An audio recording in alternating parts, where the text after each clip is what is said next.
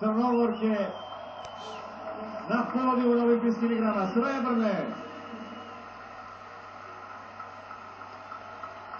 Ovacije čitave dvorane.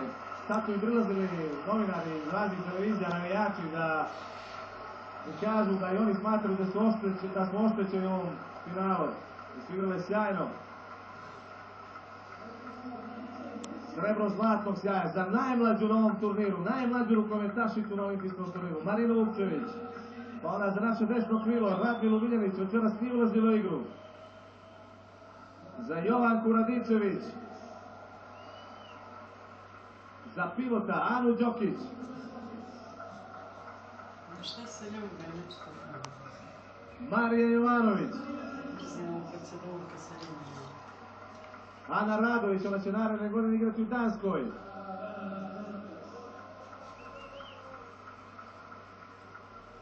Anđela Bulatović.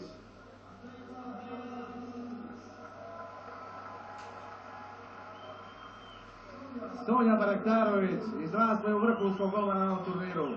17 odbrana u finalu. Maja Savić, kakav kraj karijera, olimpijsko srebro.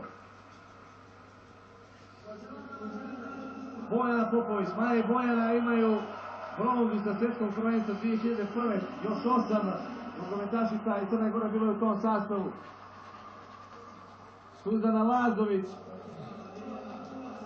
Katarina Bulatović, koja je najbolji strelac olimpijskog turnira, pa Majda Mekmedović i na kraju Milana Knežević, koja je možda i prethodnih izgledanja završila ovom finalu 38 minutu bez nje, naša odbrana nije toliko jaka. I sada pjesma naših djevojaka, valjda ih čujete.